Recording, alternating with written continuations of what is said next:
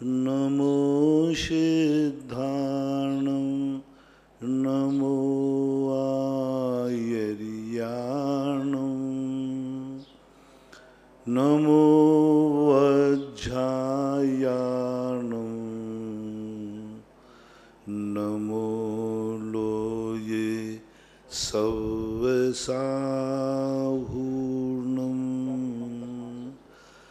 सर्वमंगलमांगल्यं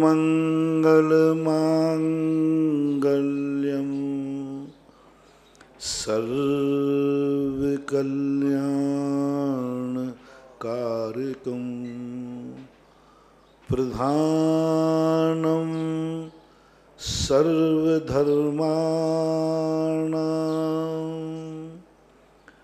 जैनं जयतु शासनं जैनं जयतु शासनम्।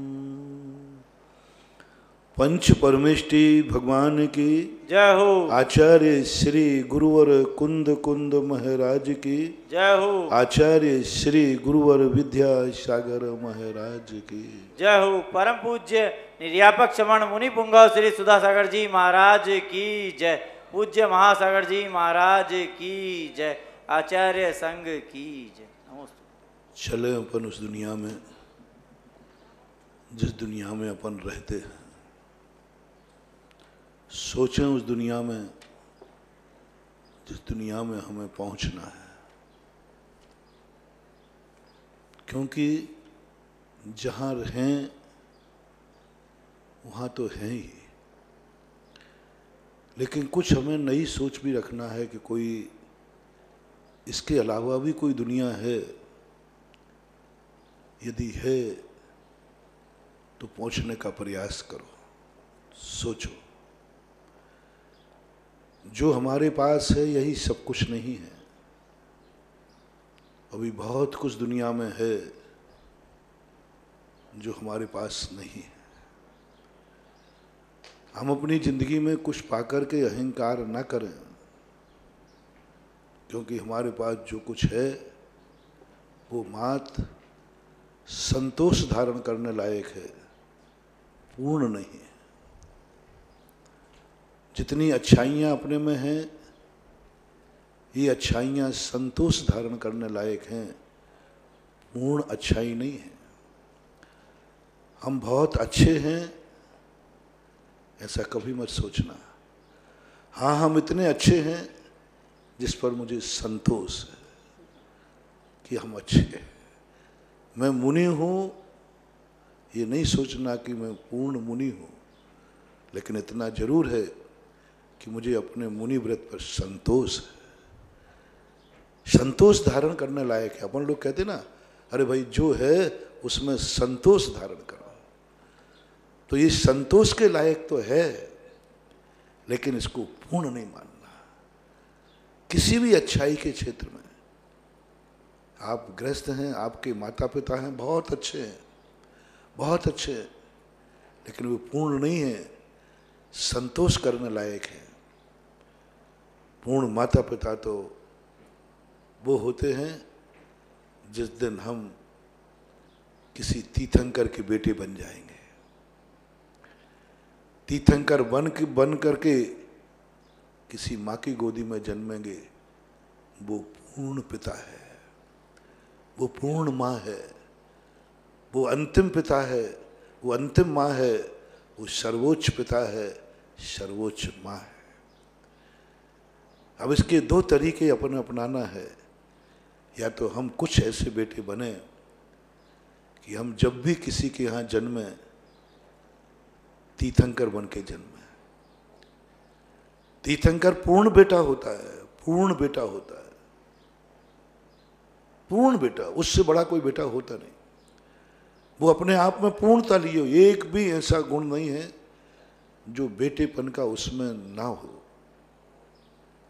माँ को वो जितना सुख दे सकता है देता है, गर्भ में आते ही देता है, गर्भ के पहले देता है। जो एक पूत के लक्षण पालने में होते हैं वो सारे तीर्थंकर, लेकिन ये थोड़ा कठिन है। इसके लिए तीर्थंकर प्रकृति बांधना पड़ेगी। ये बहुत कठिन इंटरव्यू है, बहुत। तीर्थंकर जैसे बेटा बनकर के मैं किसी के गोद में जन्मूं, इसका निदान बंद भी तो नहीं होता कि मैं निदान कर लूं। इसके लिए तो भारी साधना, भारी भावना, भारी पुण्य चाहिए। तो इसको तो अपन रखते हैं कल्पना में, इसको तो रखते हैं अपन भावना में। एक काकताली न्याय से कभी तुक्का लग जाए तो अभाग्य। दूसरा थोड़ा सा ठीक है, थोड़ा सा है, हम तीर्थंकर जैसे बेटे नहीं बन सकते, लेकिन तीर्थंकर के बेटे तो बन सकते हैं। तीर्थंकर जैसे बेटा बनना कठिन है, लेकिन तीर्थंकर के बेटे बनना का सरल है, क्योंकि तीर्थंकर के बेटों की संख्या बहुत है। तीर्थंकर की संख्या कम है, लेकिन तीर्थंकर के बेटों की संख्या, शांतिनाथ भगवान के 64,000 बेटे थे, कुंतनाथ के 64,000, अरयनाथ के 64,000, और अपने आदि ब्रह्मा ऋषभदेव के 102 बेटे थे।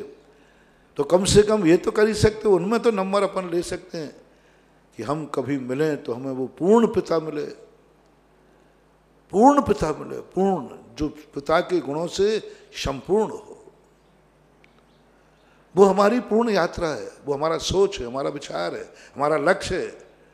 और जो माता पिता हमें मिले हैं, इनसे असंतुष्ट नहीं रहना, इनसे असंतुष्ट नहीं रहना, इनसे संतुष्ट रहना, संतुष्ट रहना। जो तुम्हें धन दौलत मिली है उसको कोसना नहीं, उसको नकारना नहीं। अच्छी है, खाते पीते हैं, संतोष है। संतोष शब्द एक बहुत बड़ा शब्द है जैन दर्शन में, जो हर अधूरे को, संतोष शब्द पूर्ण वाले को नहीं है। जो हर क्षेत्र में पूर्णता को पा लिया, उससे नहीं कहा गया अब तू संतोष रख। अरे काय का संतोष, अब तो कुछ रही नहीं, सब पा लिया ना। संतोष शब्द उनके लिए उत्पन्न हुआ है जिनके पास बहुत कम है, बहुत कम है, कम से कम है। जितने से कम जिसके पास होगा, उतना ही संतोष शब्द का प्रयोग उसकी जिंदगी में महत्वपूर्ण होगा। जिसके पास जितना ज़्यादा होता जाएगा, संतोष की वैल्यू घटती जाएगी, संतोष का मूल्यांकन घटता जाएगा, संतोष का उपदेश घटता जाएगा। संतोष उसे दिया जाता है जो थक जाता है, जो किंकर्तव्य मूढ़ हो जाता है, जो हतोत्साहित हो जाता है, जो नीरस हो जाता है। जब कोई मर जाता है तो कहते भैया संतोष रखो। ये नहीं कहा जाता अभी तेरा बेटा जिंदा है, संतोष रख। तो क्या करूं, मरने की बात सोचूं? जिंदा का संतोष नहीं रखा जाता, मर गया है तो कहता भाई संतोष रखो, मर गया। तो संतोष शब्द को जब मैंने व्याख्या में देखा तो मैंने कहा ये शब्द तो बहुत बड़ी शक्ति है। अभाव में भी सद्भाव, आंख में आंसू है, होठों पर मुस्कान है। अभाव में भी सद्भाव, संतोष रख। 1 रुपया है ना, बोले है, संतोष रख, बहुत कीमत है तेरे पास। 1 करोड़ रुपया वाला संतोष रख रहा है, वो इतना निर्लोभी नहीं है, उतना निर्लोभी नहीं है, क्योंकि करोड़ रुपया मिल चुके। अब ठीक है, बस हो गया, बहुत हो गया। पेट भरने के बाद कोई कहे हम तो संतोष है, वो संतोष, मुझे संतोष जो मिल गया। अरे संतोष तो वो है जिसको आधा पेट मिला है। 1 रुपया वाला व्यक्ति यदि संतोष कर लेता है, मैं उन अभाव वालों को कह रहा हूं जो जिंदगी रोते रोते निकल गई, कुछ भी नहीं कर पाए, उनको एक मंत्र दे रहा हूं, एक शक्ति दे रहा हूं, तुम्हारी जिंदगी का एक चमत्कार दे रहा हूं, इसकी साधना कर लेना। मैं जीरो वाले को नहीं कह रहा हूं अभी, जिसके पास बिल्कुल जीरो, 1 रुपया भी नहीं है। मैं तो 1 रुपया जिसके पास है उससे कह रहा हूं तू संतोष रख ले, बस तू संतोष रख ले बस। अपने आप में मन से कह रहे मुझे संतोष है, कम से कम 1 रुपया है तो सही। नहीं शब्द तो मेरी जिंदगी में नहीं आया। ओ महानुभाव, नहीं शब्द जिंदगी में नहीं आना चाहिए। है आया, 1 रुपया है। जब जब तुम नहीं लगाओगे तुम नकारात्मक ऊर्जा में जाओगे। जब जब तुम्हारी जिंदगी में नहीं लगेगा तुम्हें नकारात्मक ऊर्जा आएगी, हताश हो जाओगे। आधा गिलास खाली है, चेहरे पर मुस्कान नहीं आएगी।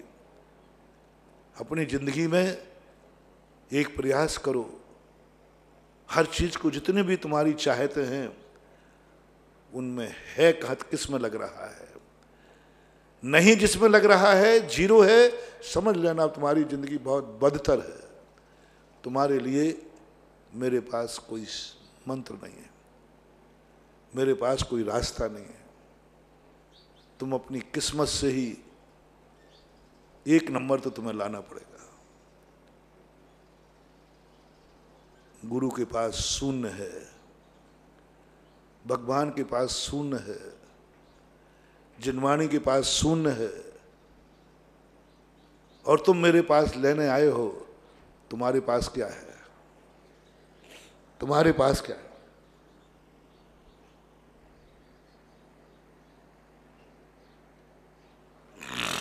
भगवान तो शून्य देता है क्योंकि वो आकाश है, और आकाश का अर्थ है शून्य, खाली। शून्य को आकाश को बोलते हैं। वो तो आकाश के समान बहुत व्यापक है, जो जितना व्यापक होगा वो उतनी शून्य होगा। भगवान, गुरु, मंत्र, ये सब शून्य है। ये शून्य दे सकते हैं। इनके पास अंक नहीं है,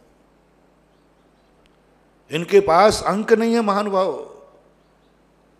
ये अंक से रहित है, ये मन से रहित है। मन देता है अंक। आंखों से रहित हैं, कानों से रहित हैं, इंद्रियों से रहित हैं, सोच विचार से रहित हैं, अच्छे बुरे की कल्पना से ऊपर उठ गए हैं, न्याय अन्याय से परे हो चुके हैं, न्यायिक स्वभावी हो गए।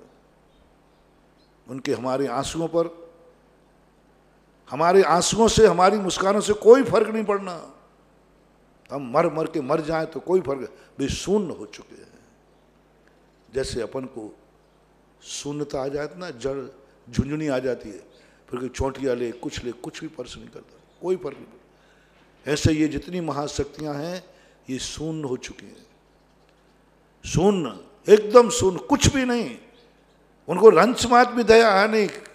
तुम कहो कोरोना में इतनी जनता मर रही है, भगवान कुछ नहीं होता, वो कहना चाहिए। वो शून्य है।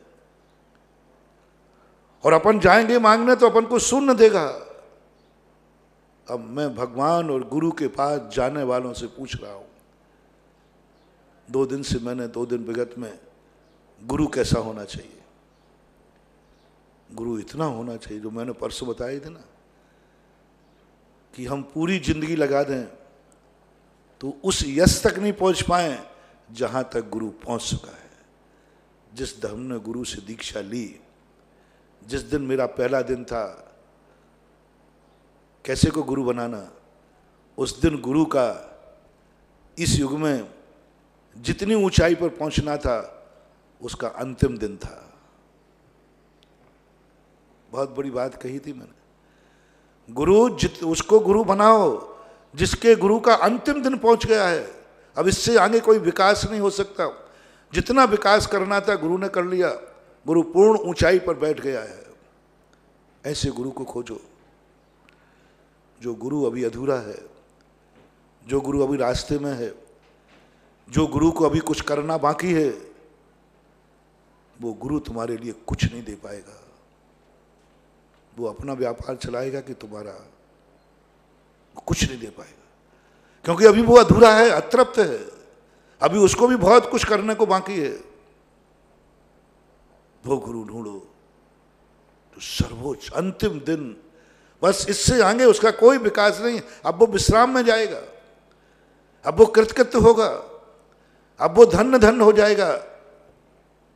अब गुरु को देखो, गुरु तो कृतकृत्य हो गए हैं। जितनी सीमाएं थी सारी पार कर ली, जितनी ऊंचाइयां थी सब पा ली, जितनी साधनाएं थी सब कर डाली, जितना ज्ञान था सब कर डाला। इससे आगे अब कोई है ही नहीं सीढ़ी। बस उसी के चरणों में तुम्हारी जिंदगी का पहला दिन शुरू हो, शुरू हो। बहुत बड़ी बात है। उस दिन शुरू हो, वो तुम्हारा पहला दिन हो और तुम्हारा आत्मा कहे गुरु इतनी ऊंचाई का अंतिम दिन, मैं तो इनके चरणों तक ही पहुंच पाऊंगा। यही भगवान का सोचना। कौन भगवान? किसे भगवान बनाए? दुनिया में भगवानों की कमी नहीं है। उसे बनाओ जो पूर्ण हो गया हो, जो कृतकृत हो गया हो, जिससे अब करने को कुछ भी बाकी नहीं रहा हो, ना स्वयं का ना पर का, कुछ भी नहीं। मात एक अपने आप में स्थित प्रज्ञ हो गया, कुछ भी करना शेष नहीं। जो ना वरदान देता है, ना अभिशाप देता है, ना हंसने वालों पर कुछ हंसता है, न रोने वालों पर रोता है। दुनिया कुछ भी होती रहे, वो कृतकृत हो गया, कृतकृत हो गया। हमारे शास्त्रों में आया भक्ति के समय, ये भगवान आप कृतकृत हो गए, आपको कुछ करना ही नहीं है। आपकी मुद्रा कह रही है कि आपको कुछ करना शेष नहीं रहा। इसलिए मैं ऐसे ही भगवान को खोज रहे थे। तुम्हारी आंखें देख रहा हूं, तुम्हें अब कुछ देखना शेष नहीं रहा, क्योंकि तुम अंधे तो हो नहीं, अंधे तो तुम हो नहीं। आंख में ज्योति होते हुए भी क्यों झुक गई आंख? यदि अपन को देखने की शक्ति हो, कोई देखने लायक पदार्थ हो, तो अपन देखेंगे कि आंख बंद करेंगे? देखेंगे, देखने लायक भी है और आंख में ज्योति भी है। लेकिन भगवान, हे भगवान, आपकी आंख बता रही है कि दुनिया अभी देखने लायक है, लेकिन आप देख नहीं रहे हैं। इसी का नाम वीतरागता है। वीतरागता का नाम अरागी नहीं। अरागी में और वीतरागता में अंतर है। अरागी वह है जिसे राग की वस्तु देखने में नहीं आती। जैसे 2 इंद्रिय 3 इंद्रिय ये जो रहते हैं, ये अरागी, इनको देखने में नहीं आता, अंधे ही हैं। वीतरागी वो है कि सारा संसार रागमय भरा हुआ है, सामने खड़ा है, चाह रहा है मुझे देखे, लेकिन उसकी आंख नहीं उठ रही है, आंख नहीं उठ रही है। देखने की शक्ति है। भगवान आपकी यह नेत्र मुद्रा बता रही है कि आप कृतकृत हो गए। अब आपको ऐसा कुछ भी देखना बाकी नहीं, यानी आपकी आंख पूर्ण हो चुकी है। थोड़ा कान में बोल के देखना, भगवान को सुना, कुछ कोई हरकत नहीं होवे तो उनको बहरा मत मान लेना। नहीं तो तुम कहो हमारा भगवान तो बहरा हो गया है। नहीं, उनके कानों को अनुभव आ गया, मैं पूर्ण हूं, मैंने पूर्ण सुन चुका। अब जो कुछ भी सुनाओगे वो रिपीटिशन है, जो कुछ भी सुनाओगे वो सब पुनरावृत्ति है, क्योंकि मेरे कान वह सब कुछ सुन चुके हैं जो सुनाया गया है, जो सुनाया जा रहा है और जो सुनाया जाएगा। कभी मुंह से कहना भगवान 2 शब्द बोलो, वो नहीं बोलेगा तो ये मत समझना कि वो गूंगा है, ये मत समझना कि वो मूर्ख है, क्योंकि मूर्ख लोगों के लिए नीति है कि विद्वानों के सामने मौन रहने में विद्वता है। तो ऐसा नहीं मत समझना, ये समझना वो जो कुछ भी जिंदगी में बोलना था बोल चुके, सब कुछ बोल चुके, अभी बोलने से कृतकृत हो गए हैं। देखना अपना कृतकृत, कौन भगवान बने अपना? जो कृतकृत हो गया हो, जिसको मेरे नमोस्तु के बाद कुछ करने के लायक ना हो। जो कुछ करना है नमोस्तु के पहले कर ले। जो कुछ करना है मैं भगवान बना रहा हूं। भगवान कह दो भगवानों से, भगवान जो दुनिया में मेरा भगवान बनना चाहता है, मेरे आने के पहले अपने सारे कार्य निपटा लेना। मेरे आने के पहले जो कुछ देखना है देख लेना। मेरे आने के पहले जो सुनना है सुन लेना। मेरे आने के पहले बोलना है बोल लेना। मेरे आने के पहले चलना है चल देना। मैं उसके बाद फिर पसंद नहीं करूँगा। यदि तुमने मेरे सामने ये कहा बेटा अभी मेरा कोई काम बाकी है, तो मैं तुम्हें उस समय भगवान नहीं मानूंगा और ना मैं तुम्हारा भक्त बनूंगा। मुझे मालूम है कि अरहंत की सीमा क्या है। क्या आप अरहंत बन चुके? क्या आप पूर्ण अरहंत बन चुके? क्या आप में पूर्णता के अरहंत की अनुभूति है? नहीं, अभी मैं रास्ते में हूं, बनने जा रहा हूं। तो तुम मेरे भगवान नहीं हो सकते। मैं तुम्हें भगवान नहीं मान सकता, क्योंकि मेरा भगवान तो वही है, मुझे अरहंत चाहिए। तो पहले समंतभद्र महाराज ने कहा किसको खोज रहा है? बोले अरहंत भगवान को। तो ले अरहंत का स्वरूप पकड़ ले। पहले इतनी पूर्णता को जिन्होंने पा लिया हो उसी को अरहंत बनाना। जो कहें अभी मैंने पाया नहीं कल पालूंगा, तो अरहंत मत बनाना उनको। पूर्ण, यही तो दर्शन करना है भगवान का। दर्शन करते समय क्या? उनकी पूर्णता को देखो, उनके कृतकृतपने को देखो। लोग कहते भगवान का दर्शन मैं क्या करूं, और उनके दर्शन से आनंद आता है। ये बात लोग समझ में नहीं आती। जब हम लोग कई बार कहते हैं ना कि उस मूर्ति के दर्शन करके आनंद आ गया, तो कई लोग कहते महाराज जी ये आनंद क्या है, क्या दिख जाता है आपको? मैं भी तो वही मूर्ति देख रहा हूं, आप भी वही मूर्ति देख रहे, और आप आनंद से उछल रहे हैं, हमें तो कुछ दिख ही नहीं रहा, समझ में नहीं आ रहा। चांदखेड़ी में एक दिन बैठे थे। मैं चांदखेड़ी की मूर्ति का बहुत प्रशंसक हूं, बहुत मैं उनका, आप लोग क्या कहते, फैन, बहुत बड़ा फैन हूं। वो मूर्ति ही ऐसी। पहली बार मेरी जिंदगी में ऐसा हुआ कि उस मूर्ति के दर्शन करने जब मैं गया पहली बार, मैं स्वयंभू स्तुति भूल गया। मेरी दत्ती बंद हो गई, मेरे शब्द निकलना बंद हो गया, नमोस्तु करना भूल गया। दोनों छुल्लक जी थे, महाराज जी तो कुछ बोल ही नहीं रहे। नमोस्तु भी नहीं किया मैंने, नमोस्तु भी नहीं किया, भूल ही गया, सब कुछ भूल गया। मुंह से कोई शब्द नहीं निकल रहा है, बस आंख फड़ी की फड़ी रह गई। कोटा से गया था मैं पहली बार, कोटा चतुर्मास के बाद गया था शायद। आंख फड़ी की फड़ी रह गई, जैसे मुझे किसी ने किलित कर दिया हो। मुझे नहीं पता है कि मेरी आंखों में टिमकार हुआ है कि नहीं हुआ। मुझे अनुभव, मैंने पकड़ नहीं पाया। हुआ हो तो मैं कह नहीं सकता, क्योंकि ये आदत में है, क्या पता हो गया हो, लेकिन मेरे अनुभव में नहीं आया। मेरे अनुभव में तो बाद में सोचा कि मानतुंग आचार्य महाराज ने लिखा है कि हे भगवान, तुम्हारी मुद्रा ऐसी है जो वास्तविक रूप से में तुम्हारा दर्शन कर ले, वास्तविक रूप में तुम्हारा दर्शन कर ले, तो उसको आंख झपकती नहीं उसकी। दृष्टा भवंत मणिमेष विलोक्य नियम नान्यत्र तोष मुपयाति जनस्य चक्षु। ठीक भी है, उदाहरण देते हैं। पीत्वा पया शशिकर दुति दुग्ध सिंधु क्षारम जलम जल निधे रसितुम का एक क्षेत्र। पुजवर मानतुंग आचार्य तो उदाहरण ऐसा दे देते हैं कि नहीं समझ में आए तो भी समझ में आ जाए। उन्होंने कहा भगवान आपको देखने के बाद मेरे पलक नहीं झपक रहे और कहीं देखने का भाव नहीं आ रहा है। ठीक है, जिसने इक्षु रस पी लिया हो फिर उसे नमक की शिकंजी पिलाओ,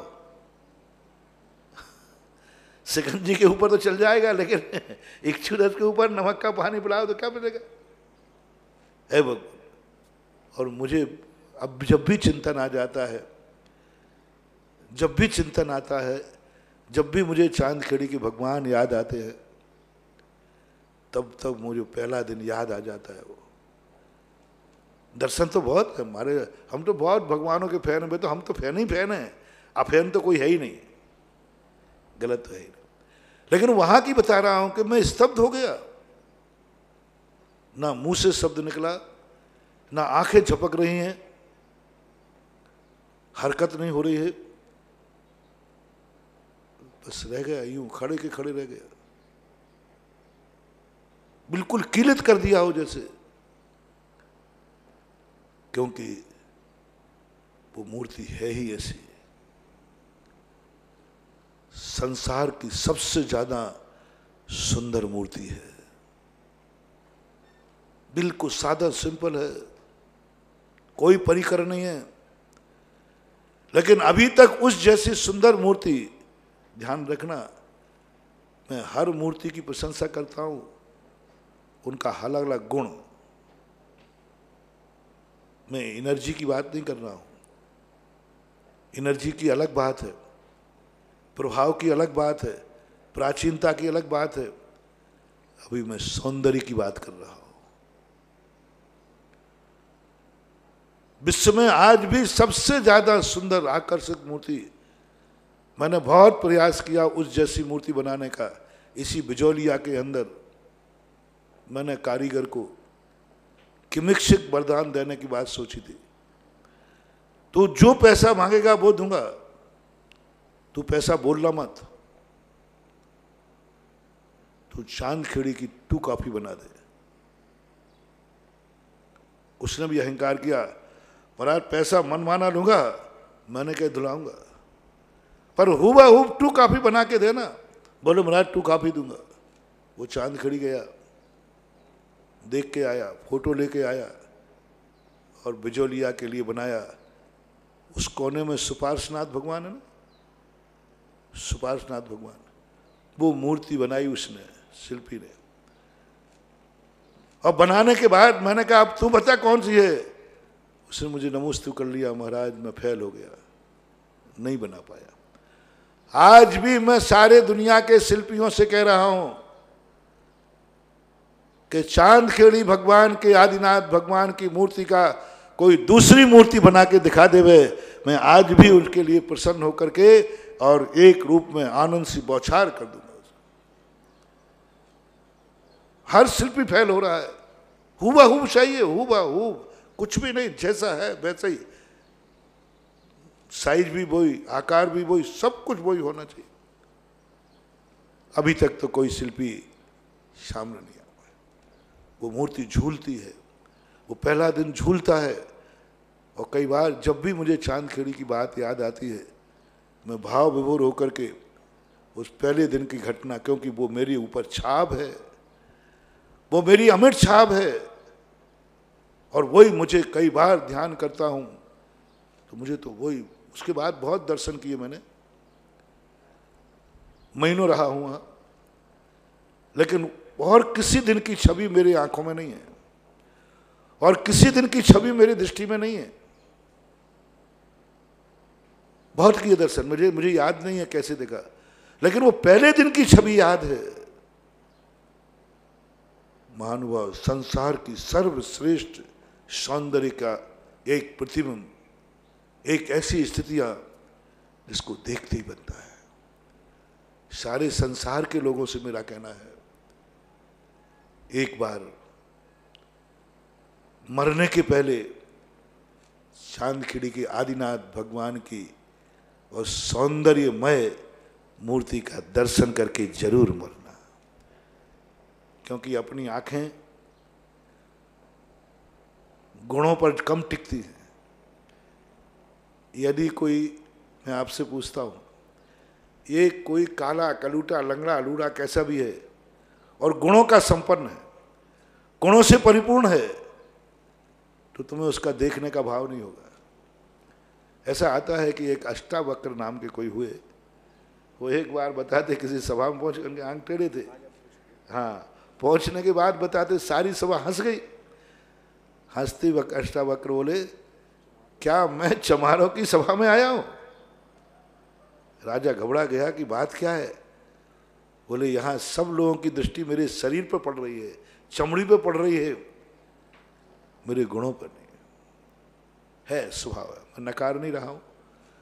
संसार में किसी भी गुणवान कितने भी गुण भर दो, लेकिन वो कुरूप है तो व्यक्ति देखना पसंद नहीं करता है।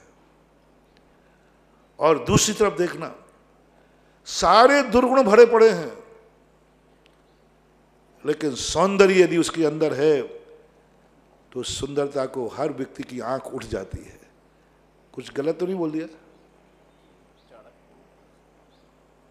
दुर्गुण पूरे भरे हैं सबको, लेकिन देखने का एकदम स्मार्ट ब्यूटी, बहुत सुंदर, विश्व सुंदर ये। चाहे भरी अंदर शराब की बोतलें भरी है, शराब पीकर बैठी हो, मांस खा के, कुछ भी सब पाप करके बैठी हो, सब प्रकार के पापों से परिपूर्ण हो, गणिका का रूप लिया हो, लेकिन यदि उसकी बाहरी स्वरूप सौंदर्य है तो प्राय प्राय लोगों की आंख उस पर उठी ही जाएगी। इसलिए मैं आप लोगों से कह रहा हूं कि आप लोगों को मूर्ति पसंद कौन सी है, कौन सा सौंदर्य पसंद है? तुम्हारी आंखों की पसंदीदा मूर्ति है तो जिन जिन को सौंदर्य पसंद है वे संसार के सारे भगवानों में से एक चांदखेड़ी के भगवान आदिनाथ का सौंदर्य जरूर एक बार अपनी आंखों को देख के मरना। वो छवि एक बार तुम्हारी आंखों में आ जाएगी, तुम्हारी आंखों में वो झूलेगी, ऐसी झूलेगी कि कौमा में भी चले जाओगे। यदि जिस समय तुम उस मूर्ति का ध्यान कर रहे हो उसी समय कौमा में चले गए तो कौमा में भी तुम्हें वो मूर्ति झूलती रहेगी। सोने के पहले यदि तुमने ध्यान कर लिया, जैसे आप किसी सौंदर्य वस्तु को देख करके फिर उसी के स्वप्न देखते हो, ठीक कह रहा हूं ना? किसी अच्छी सौंदर्य मन पसंद वस्तु को देखकर फिर क्या करते हो, वो तो वस्तु तो चली जाती है, फिर तुम्हें स्वप्न आते हैं और स्वप्न में देखते हो। ऐसे ही सोने के पहले तुम यदि भगवान आदिनाथ, चांदखेड़ी के आदिनाथ को स्मरण ध्यान कर लोगे तो तुम रात में सोते समय भी वही झूमेगी, सोते हुए भी दर्शन करोगे। मरने के पहले यदि तुम्हारे मन में अंतिम बार बुद्ध मूर्ति आ गई तो मरने के बाद भी तुम्हें वही झूमेगी। बेहोशी आ गई, मान लो तुम्हें एकदम चक्कर आ गया, मेरा सबसे कहना है महाराज इस तरह कैसे हो कि मैं मुद्रा में भी भगवान को याद करता रहूं, मैं कैसे करूं कि बेहोशी आ जाए मुझे तो भी मुझे भगवान का दर्शन होता रहे। तो आदिनाथ की मूर्ति को आंखों में बसा लो, तुम बेहोशी में जाओगे लेकिन कौमों में भी तुम्हें वही मूर्ति झूमती रहेगी, क्योंकि अंतिम क्षण तुम्हें आदिनाथ भगवान की मूर्ति थी। ऐसी अलौकिक मूर्ति एक बार जरूर करना। जो नहीं आए हो वे जैसे बने तैसे, जो मरने वाले हों वे स्ट्रक्चर पर चले जाएं, लॉकडाउन में ऊपर जाने वाले हों तो कलेक्टर से मंजूरी लेकर अंतिम इच्छा अपने सामने पेश कर दें कि मैं मर रहा हूं, बस मुझे अंतिम इच्छा है कि चांदखेड़ी के आदिनाथ भगवान की मूर्ति का दर्शन करा दो, उसका दर्शन हो जाए। कर लेना एक बार मनु महानुभाव, क्योंकि मैंने जो पाया है वो तुम्हें बता रहा हूं। मैंने पहले ही कहा है, बहुत बार कह चुका, मेरी एक आदत है कि मुझे जो कुछ भी जहां मिलता है मैं तुरंत अपने को आनंद लेने के बाद मैं अपनों को देने का भाव करता हूं। मुझे मिल जाने के बाद संतुष्ट नहीं होता मैं। मुझे कोई अच्छी वस्तु मिल जाए, अच्छी मूर्ति मिल जाए, अच्छा क्षेत्र मिल जाए, अच्छा मंत्र मिल जाए, अच्छा स्वाध्याय में कोई बात मिल जाए, तो मैं अपने आप में पाकर के उतना खुश नहीं होता जब तक मैं अपने भक्तों को वो चीज नहीं बांट देता हूं, तब तक मुझे संतोष नहीं होता। बांट देता हूं तुरंत, तो मुझे जो मिलता है मैं तुम्हें बता रहा हूं, मैंने जो पाया है वो तुम्हें बता रहा हूं, मैंने उस मुद्रा को जो देखा है मैं तुम्हें बता रहा हूं। एक बार जरूर मन बना लेना, देखना, देखने के बाद तुम्हारी खुद की आंखें कहेंगी, खुद तुम्हारी आत्मा बोलेगी, तुम्हारा खुद अंतर चेतना बोलेगी कि गुरु ने जो कहा था उससे कई गुना बढ़कर के मैंने ये मूर्ति पाई। क्योंकि असीम को शब्दों में नहीं बांधा जा सकता। जितनी वो सौंदर्य है, जितनी वो अलौकिक है, जितनी वो स्मार्ट है, जितना उनका एक एक अंग एक अपने आप में है, उसके लिए मेरे पास शब्द नहीं है। इसलिए जो आज कानों से सुन रहे हैं जितनी महिमा, इससे कई गुनी महिमा तुम आंखों से देखोगे। एक बार देखने जरूर जाना, देखने जरूर जाना। मूर्ति जिन्होंने दर्शन किए हैं, जिन्होंने दर्शन किए हैं, एक लॉकडाउन के समय सभी मूर्तियों के दर्शन करते होंगे, लेकिन आंख बंद करके चांदखेड़ी बाबा को जरूर एक बार नमोस्तु कर लिया करो। जिन्होंने दर्शन किए सुबह उठ करके, सुबह उठ करके, लॉकडाउन में आप वहां नहीं जा पा रहे तो कम से कम आंख बंद करो सुबह उठ करके। जिन भगवानों के दर्शन करते हो उनके लिए मना नहीं कर रहा हूं, लेकिन कभी चांदखेड़ी के भगवान का दर्शन किया हो तो एक बार उनके दर्शन करके नमोस्तु कर लेना श्रद्धा से। और यदि तुम्हारे मन में सुबह उठ करके चांदखेड़ी भगवान की छवि आ गई तो इतना तो वायदा मैं करता हूं, 24 घंटे के लिए तुम्हारी सुरक्षा हो गई। 24 घंटे तुम सुरक्षित हो गए, सुरक्षित हो गए। और तुम्हारा मन करता हो मैं तो बस दर्शन ही कर सकता हूं। आप लोग तो अभिषेक भी कर सकते हैं, आप तो उनको नहला सकते हैं, आप तो उनका गंधोदक बना सकते हैं। भगवान को जब मैंने देखा था, लोग गंधोदक में इतने बावले हो जाते थे, इतने बावले, अभिषेक करते करते इतने बावले हो जाते, उनको यही होश नहीं है कि मेरा पैर भगवान को लग रहा है। जमीन पे भगवान थे, कह देता था देखो भैया, मैं खुद वहां बैठता था, भैया पैर नहीं लगना चाहिए। वो अभिषेक करने में इतना भाव विभोर हो जाता था, खबर ही नहीं उसको कि मेरा पैर भगवान के पास पहुंच रहा है। उससे पूछो, बोले महाराज जी ऐसा रोमांचित हो रहा हूं, होश ही नहीं, मुझे होश ही नहीं। तब मैंने कहा भगवान मैं भक्तों को नहीं समझा सकता, ये गलती आपकी है। भक्त तो आपको देखकर पागल हो रहा है, भक्त तो आपको देख करके भाव विभोर हो रहा है, भक्त तो आपको अगर होश खो रहा है। कई बार होता है, हमारे यहाँ हरिवंश पुराण के अंदर आया वासुदेव के संबंध में। वसुदेव कृष्ण जी के पिताजी थे, नेमिनाथ के चाचा। नेमिनाथ जी के पिता समुद्र विजय के छोटे भाई, 10 भाई थे। इतने सुंदर थे कि उनको जब वो बाजार में निकल जाए हर व्यक्ति होश खो बैठता था, महिला पुरुष सब होश खो बैठते थे।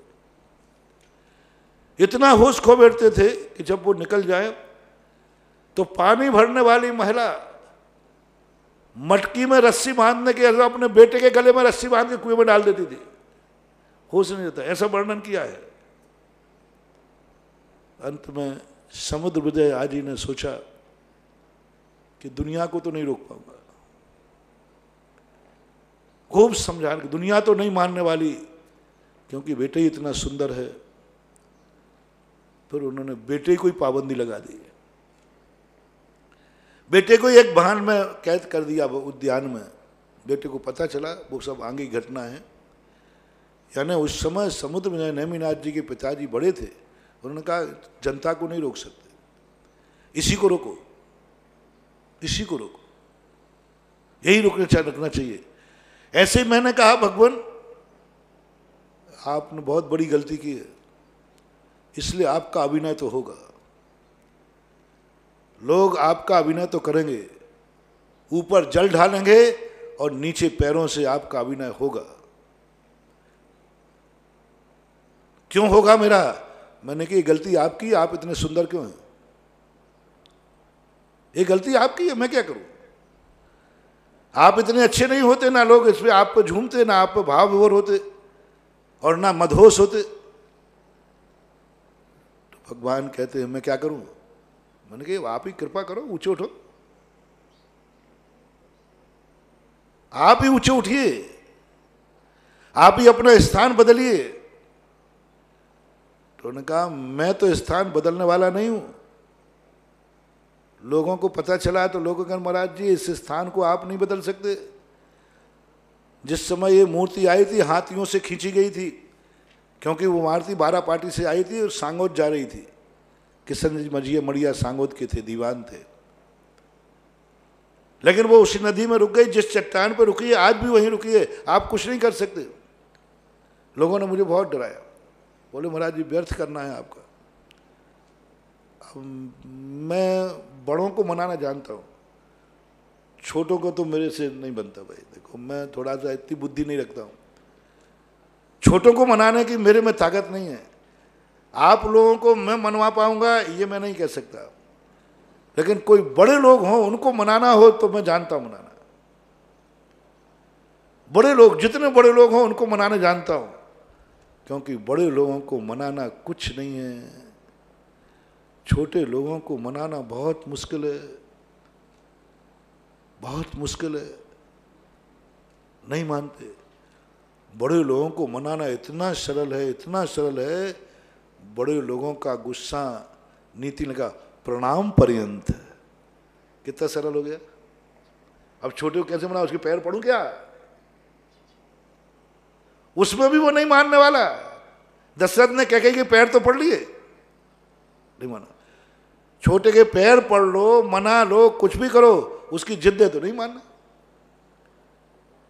कहीं भी आज तक नहीं लिखा कि छोटों को मनाने का मंत्र यह है, नीतिकारों ने भी नहीं लिखा। लेकिन बड़ों को मनाने का एक मंत्र दे दिया कि बड़े कभी रूठ जाएं तो सबसे बड़ा मंत्र है प्रणाम पर्यंत। बड़ों का गुस्सा कहां तक है?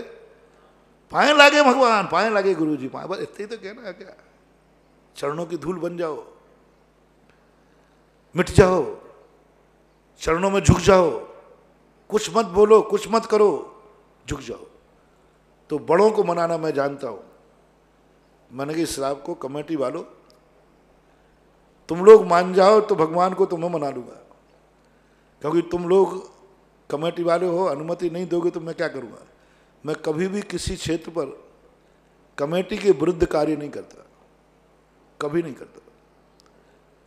संसार से मैं डरता नहीं हूं और कमेटी के विरुद्ध कभी कोई कार्य करता नहीं। कभी आज तक भारत का कोई भी क्षेत्र मुझसे ये नहीं कह सकता मेरे क्षेत्र में महाराज ने कमेटी के विरुद्ध ये कार्य किया, कभी नहीं करता। मेरा नेचर ही नहीं है। काम होवे या नहीं होवे, कमेटी को, सारे भारत की मैं चिंता करता नहीं। सारा भारत एक तरफ हो जाए तो कोई मेरा कुछ भी नहीं बिगाड़ पाएगा, बस कमेटी के विरोध में मैं कार्य नहीं करूंगा। तो मैंने कमेटी से कहा, मैंने कहा भाई आप लोग मान जाएं, आप लोगों की मुझे तकलीफ है, आप लोग मानेंगे कि नहीं मानेंगे, भगवान को तो मैं मना लूंगा। तो उस समय अमोलक चंद जी चूना वाले थे कोटा के, और लाभ चंद जी थे सारोला वाले, वो तो अभी भी हैं। तो लाभ चंद जी आगे आए, बोले महाराज जी यदि आप भगवान को मना लो तो हमें क्या ऐतराज है। हमने और सबसे पूछ लो, तो सबने कहा अपन को क्या ऐतराज है, भगवान को यदि वो मना लेते हैं तो ऐसा। बस सब कमेटी की मंजूरी लेकर मैं नीचे गया, बैठ गया। मैंने भगवान को जो खरी खोटी सुनाई, ध्यान रखना भगवान यहीं बैठे रहोगे, भक्तों के लाते खाते रहोगे, ये भक्त तो मानने वाले नहीं। आपके सामने मैंने कितने बार टोका, फिर भी वो पैर यूं कर देता है। क्या भगवान से नीचे और खड़े होना पड़ता था, तो लोगों का पैर यूं यूं चला जाता था। गलती बुद्धिपूर्वक नहीं, ऐसे नहीं कोई, गलत ढंग से, और पसीना मूर्ति पे गिरता था। मैंने कहा भगवान यही होता रहेगा। भक्त तो मानने वाले नहीं है, क्योंकि आप इतने सुंदर हैं, आप इतने अलौकिक हैं, आपकी महिमा इतनी है, संसार में तुम अद्वितीय हो। खड़गासन मूर्ति के सौंदर्य में गोमटेश बाहुबली और पद्मासन की मूर्ति के सौंदर्य में चांदखेड़ी के आदिनाथ बाबा अद्वितीय। इसका कोई जोड़ दूसरा है ही नहीं और बना भी नहीं पा रहा, जो मैं पहले बता चुका। दुनिया में कहीं है नहीं और दूसरा बना नहीं पा रहा। तो मैंने कहा ये तो आपकी गलती कर चुके हो आप। तो मैंने कहा बाबा जी एक कार्य है, यदि आप थोड़े से ऊपर उठ जाओ और थोड़े से आगे आ जाओ तो गारंटी देता हूं तुम्हारा सम्मान मैं करा के रहूंगा। भगवान धीरे से बोलते हैं, देख तू मुझे बातें तो नहीं दे रहा है। बोले भगवान बातें दे रहा हूं तो आप तो अंतर्यामी है, मैं करूंगा। और मेरा भाव है कि सम्मान करना।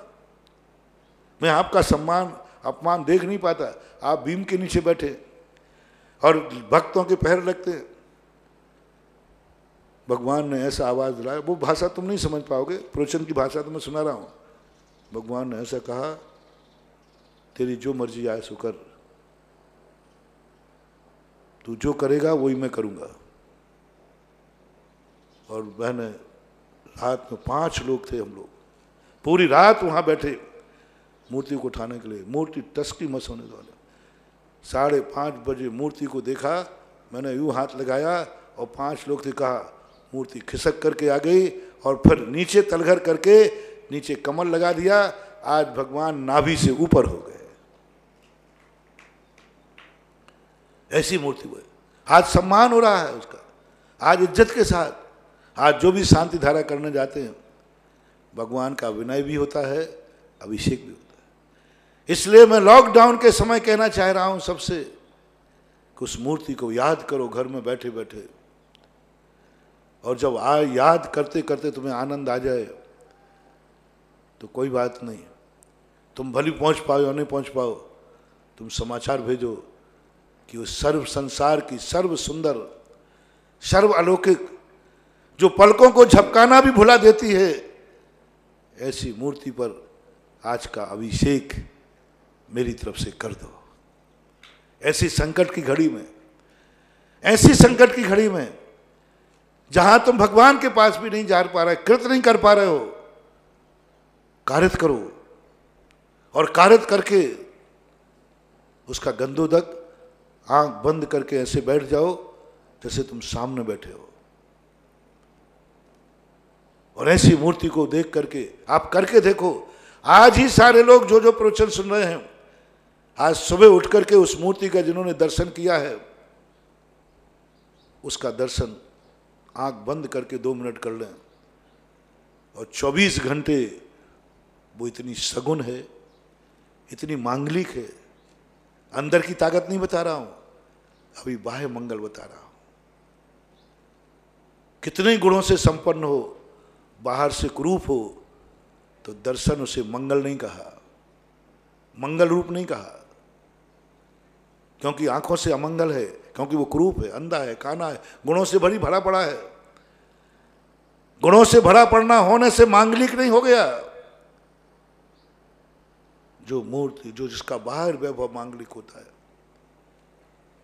चांदखेड़ी की मूर्ति मंगल रूप है, क्योंकि वो सबसे ज्यादा सुंदर है।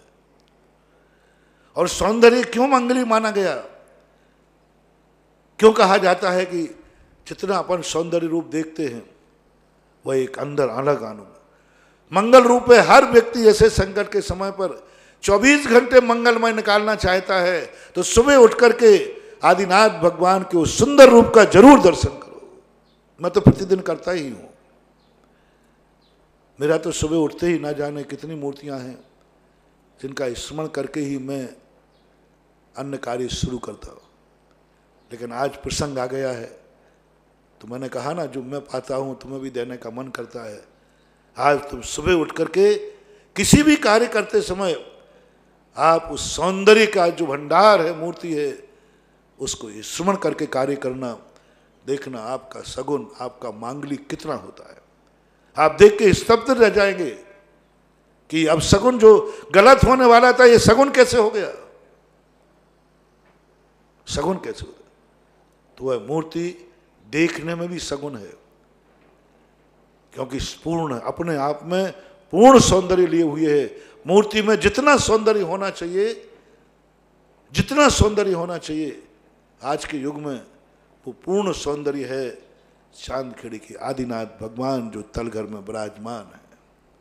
सौंदर्य की अपेक्षा कह रहा हूं, और वो मंगल रूप कह रहा हूं। सौंदर्य है तो मंगल है, और मंगल है तो सारी दुनिया के अमंगल मंगल में बदलने की शक्ति रखता है। हो सके तो एक बार उस मूर्ति का दर्शन करने की बात कही। थोड़ा और मेरा भाव बढ़ रहा है भक्तों के प्रति। हर भक्त से मेरा कहना है, पुरुषों से मेरा कहना है, एक बार कम से कम उस मूर्ति का अपने हाथ से अभिषेक कर लेना मरने के पहले। हो सके तो दूसरा, और एक बार उसका अभिषेक अपने परिवार की हर महिला पुरुष को दिखा देना।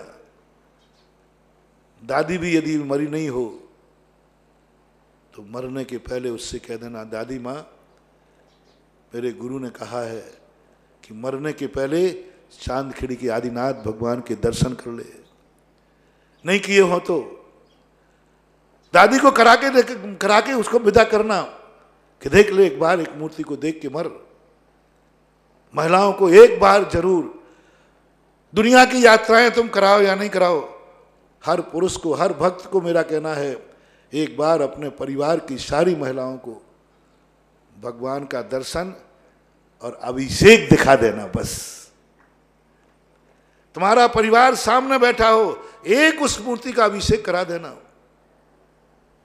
करा देना, और वही अभिषेक अपने हाथों से माथे पे लगाना और अपने परिवार को देना। और यदि एक बात और कह दूं मैं, हो सके तो जिंदगी में हर व्यक्ति एक बार चांदखेड़ी के आदिनाथ भगवान की शांति धारा जरूर कर ले। एक बार जिंदगी में मरने के पहले एक बार अपनी साथों से शांति धारा कर ले। पुरुष वर्ग है तो, यदि कांप भी रहे हो तुम्हारे हाथ, तो वहां कोई पुजारी खड़ा हो, कोई व्यक्ति खड़ा हो, वो हाथ पकड़ करके, जैसे जब तुम्हारा हाथ कांपता है ना, तो नहाने के लिए कुछ भी हाथ कांप भी रहा हो तो हाथ पकड़वा देना, लेकिन एक शांति धारा जरूर कर लेना। और फिर भी न कर सको तो किसी से करवा लेना, करवा लेना। ऐसी महान महान शक्तियां अपने पास है, और आप लोग दुखी हो रहे हो, आप लोग परेशान हो रहे हो, आप लोग घबरा रहे हो, महाराज क्या होगा क्या होगा। कुछ नहीं होगा, मत घबराओ। चांदखेड़ी जैसे आदिनाथ भगवान अपने पास हैं, मत घबराओ, उनकी छाया में चले जाओ। कह रहे हो ना तो तुम्हारा बाल बांका भी नहीं कर पाएगा, क्योंकि उनकी शरण ही, उनकी छाया ही ऐसी है, उनकी अद्भुत माया है। क्योंकि अपने आत्मा को जो आनंदित कर दे वही आनंद का भंडार है। जो अपनी आत्मा को आनंद, वास्तु में एक आया, तुम कुछ भी नहीं जानते हो, कुछ भी तुम्हें ज्ञान नहीं है। तुम जिस भूमि पर खड़े हुए 5 मिनट को आंख बंद कर लो, यदि तुम्हारे अंदर एकदम आनंद की अनुभूति आ जाए, समझ लेना सारे वास्तु के गुण उस पृथ्वी में हैं। और यदि नकारात्मक आ जाए तो तुम वास्तु को भी मान रहे हो, सब कुछ सही है, लेकिन तुम्हारी फीलिंग गलत हो रही है, तो समझ लेना वहां कोई ना कोई बड़ी गलती है, सल है वहां पर। इसी प्रकार मूर्ति के संबंध में तुम कुछ नहीं जानते, मैं भी तुम्हें एक मंत्र दे रहा हूं। मूर्ति के संबंध में कुछ नहीं जानते, भगवान के गुण भी नहीं जानते, कुछ भी नहीं जानते, बस मूर्ति को देखकर तुम्हारा शरीर रोमांचित हो जाए, आंखें फड़ी की फड़ी रह जाए, अपने आप समझ लेना वही तुम्हारा नमोस्तु है, वही तुम्हारे लिए मंगलकारी है। तो मेरा प्रसंग दूसरा चल रहा था, चांदखेड़ी वाले बाबा आ गए, यानी जिनको देखते ही ऐसा लगे कि भगवान आप पूर्ण हैं। मैंने समंतभद्र महाराज से अरहंत, पूर्ण अरहंत का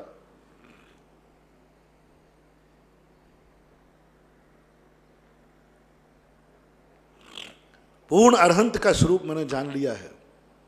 वो थर्मामीटर लेके जाओ जाओ और देखो, ये आंखों से कृतकृत हो गया, कानों से कृतकृत हो गया, मुंह से कृतकृत हो गया, पलौथी लगा के बैठा है, एक पैर खुला नहीं है, दोनों पैर बंधे हैं।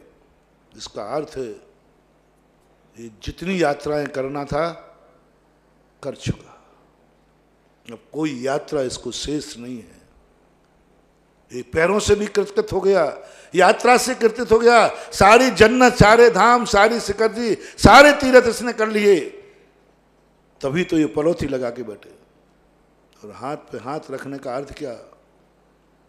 अब इनको कोई करना शेष, इनसे निठल्ले नहीं है, ध्यान रखना। तुम कहो महाराज जी इनसे अब करते नहीं बन रहा इसलिए बैठ गए हो, नहीं करने वाला व्यक्ति नीचे हाथ करने वाला नहीं बैठता, अधूरा व्यक्ति वो कर्म से हाथ लगा के बैठता है। जो कोई काम करना चाहे वो कर नहीं पाता तो क्या करता है? ऐसा नहीं बैठता, वो बैठता है ऐसा कर्म फोड़ के हुए। भगवान कैसे बैठे हैं? ऐसा व्यक्ति वही बैठता है जिसने सब कुछ कर चुका, उनका आशीर्वाद देने का भी मन नहीं होता। वो कहते मैं दे चुका, मैंने जितने आशीर्वाद दिए थे सब दे चुका हूं, अब मेरे पास आशीर्वाद भी नहीं है। अभिशाप का तो सवाल ही नहीं है, आशीर्वाद देने को हाथ नहीं उठता। वो कहते क्या दूं, सब दे चुका हूं ना मैं, मेरे पास कुछ नहीं है आशीर्वाद। हाथ बस मस्तक झुकता जा रहा है, मन समर्पित होता जा रहा है, मुंह गुणानुवाद को खुलता जा रहा है, आंखें अपलक होती जा रही हैं, क्योंकि मेरा भगवान पूर्ण है, मेरा पहला दिन शुरुआत है, मेरे भगवान बनने की शुरुआत है, और इसके भगवान बनने का अंतिम दिन है, यानी ये बन चुका है, वो मेरा भगवान होगा। जिसके भगवान बनने का पूरा दिन हो गया, अब कोई भगवान बनने की प्रोसेस बाकी नहीं है, और मेरे भगवान बनने का पहला दिन होगा, वो तुम्हारा भगवान बन सकता है। हर व्यक्ति को आचार्य नहीं बनाया जाता, हर व्यक्ति को गुरु नहीं बनाया जाता। ऐसे गुरु के संबंध में सोच लेना महानुभाव। गुरु का स्वरूप सुमंत्रभद्र महाराज ने दिया है, शास्त्रों में दिया है। देखो मेरा गुरु पूर्ण है, मेरा गुरु पूर्ण है। अब गुरु के बाद, गुरु बनने के लिए इससे बड़ी कोई तपस्या, इससे बड़ी कोई साधना, इससे बड़ा ज्ञान, इससे बड़ा कुछ भी नहीं चाहिए। तुम देखो अपनी आंखों से, आज मेरा गुरु गुरु पद पर पूर्ण रूप से अंतिम दिन पर पहुंच गया है, और मेरा आज पहला दिन है शिष्य बनने का। उसी को गुरु बना लेना, क्योंकि गुरु अब तुम्हें समय देगा, क्योंकि उसने अपना स्वयं का काम निपटा लिया है। कौन व्यक्ति अपन को समय देगा? जिसका अभी खुद का काम बाकी हो। देवी फिरे दिनों की मारी, पंडा कहें सीधो लाओ। अभी जिसके खुद के काम बाकी हैं वो दूसरे को समय देता है क्या? वो गुरु क्या समय देगा तुम्हें जो स्वयं अधूरा है, स्वयं विकलांग है, स्वयं पूर्णता को प्राप्त नहीं हुआ। यदि ऐसा गुरु अपन को मिल गया, जो कल परसों मैंने कहा था, जितना इज्जत कमाना थी दुनिया में, सबसे बड़ी इज्जत कमा चुका है, चरम इज्जत पर विश्ववंदनीय हो गया है। इससे बड़ी इज्जत कोई मुनि को मिल नहीं सकती। जितना नाम हो गया है, इससे बड़ा नाम हो नहीं सकता। तब लंघयंती, क्या मानतुंगा, ये कला मुझे मानतुंगाचार्य ने दी। मानतुंगाचार्य ने किसको नमस्कार किया? शुभ्रा गुणास्ति भुवनम तब लंघयंती। हे भगवान, आपके गुण 3 लोक को भी पार कर गए, यानी आपकी ख्याति इतने पवित्र पावन है, 3 लोक के बाहर भी पहुंच गए। लोगों ने कहा महाराज जी ये तो अतिशयोक्ति है। मैंने कहा तुम्हें तो सब में अतिशयोक्ति दिखती है। 3 लोक के बाहर कोई बखान करने वाला नहीं है। 3 लोक के बाहर कौन से पहुंच गए इनकी ख्याति? अरे तुम नहीं समझते हो, 3 लोक के बाहर भी इनका ज्ञान जान रहा है। तम्मा लोयम लोयम तम्मा नानम तू शब्द गयम, अलोकाकाश भी जिनके ज्ञान में आ गया है, यानी ज्ञान भी बाहर पहुंच गया। समंत्र भद्र पूज्य पर मानतुंग आचार्य कहते हैं बस यही मेरा भगवान है, जिसका नाम, जिसकी ख्याति, जिसका गुण सब कुछ पूर्ण लबालब हो गया। वो भगवान गुरु तुम्हें समय देगा, क्योंकि उसके पूरे काम तो हो चुके, अब उसको तो कोई काम करना नहीं। अब समय बचेगा तो क्या कहेगा, शिष्य को देगा। उसको तो अब नाम कमाना नहीं, वो तो नाम कमा चुका। अब वो जो भी देगा शिष्य का नाम बढ़ेगा। ओहो क्या बात है महानुभाव, समझो इस बात को, कोई छोटी मोटी बात नहीं है। जो व्यक्ति अभी स्वयं अपना नाम भरपेट नहीं कमा पाया, जितना नाम जितनी इज्जत दुनिया में कमाना चाहता था वो खुयम नहीं कर पाया, उस शिष्य को क्या नाम कमाना देगा। उस शिष्य को भी कहेगा तू ज्यादा पटर पटर आगे बढ़ रहा है, तू सम्मान चाह रहा है, अभी मेरा ही सम्मान तो पूरा हुआ नहीं, मेरा ही नाम तो हुआ नहीं, वो तू चाहता है। और जो व्यक्ति अपना, जो गुरु संपूर्ण नाम को कमा चुका है, अब वो शिष्य को बढ़ाएगा। अब जो कुछ भी होगा वो चाहेगा अब मेरे शिष्य का नाम बढ़ना चाहिए। स्वयं इज्जत पा चुका है, अब वो तुम्हें इज्जत दिलाएगा। स्वयं ज्ञान पूर्ण कर चुका है, अब जो नया चिंतन आएगा वो तुम्हारे लिए देगा, क्योंकि उसका पेट तो भरा हुआ है। भरा हुआ पेट तुम्हें दुआ देते हुए परोसेगा, और भूखा पेट बद्दुआ देते हुए परोसेगा। परोस तो देगा, परोस तो देगा, लेकिन बद्दुआ देते स्वयं भूखा बैठा है। हमारे एक शास्त्र में बड़ी अच्छी बात आई, मूलाचार में महाराज से कहा तुम हार को जाओ तो पहले देख लेना बाल बच्चे वहाँ भूखे तो नहीं है, वे गांव के बाहर खेलने आ गए कि नहीं। बोले बच्चों को पहले क्यों खिलाना, बोले ये बद्दुआ देंगे, यदि आप देखना बच्चे को भूखा बैठा लो, महाराज जी के हार के बाद देंगे, तो महाराज को यूं देखता है, तेरे कारण मुझे नहीं मिल रहा है। बच्चा है बेचारा, क्या तेरे कारण मुझे नहीं मिल रहा है, महाराज तो खा रहा है, मुझे देते दे नहीं रही मम्मी। अब वो इतनी निगेटिव ऊर्जा देगा कि वो तुम्हारे भोजन को जहर बना देगा। इसलिए महाराज ने कहा, महाराज ने कहा है कि बाल बच्चों को पहले पेट भर जाए, उनको बाहर करो फिर आहार के लिए जाओ। ऐसे ही गुरु होता है, पूर्ण चाहिए मुझे गुरु जो अपने तरफ से सब तरफ से लबालब भर चुका है। अब जो कुछ भी है शिष्य के लिए है, सोचेगा शिष्य के लिए, देखेगा शिष्य के लिए, बोलेगा शिष्य के लिए, सुनेगा शिष्य की बात, ऐसा हाथ उठेगा शिष्य के लिए, सब कुछ शिष्य के लिए, क्योंकि उसको कुछ करना ही नहीं है। इसलिए पूर्ण गुरु हो, पूर्ण मंत्र हो, पूर्ण मंत्र हो, जिस मंत्र में कोई कम नहीं हो, कोई कमजोर नहीं हो, कोई कम। नमोकार मंत्र एक ऐसा मंत्र है, कोई कम नहीं है। पांचों एक नाम से पुकारे जाते हैं, पंच परमेष्टि। मंत्र में उन आराध्य को बिठा लो जो एक नाम से पुकारे जाए, एक नाम से पुकारे जाए, परमेष्टि। परमेष्टि शब्द में दो आते हैं कि तीन आते कि चार आते कि पांच आते, पांच आते, पांचों एक नाम से पुकारे जाते हैं। वो मंत्र महामंत्र माना जाता है, जिनको एक संज्ञा है, पंच परमेष्टि। पंच परमेष्टि मंत्र इसका नाम है। हाँ, और किसी का व्यक्तिगत नाम नहीं है।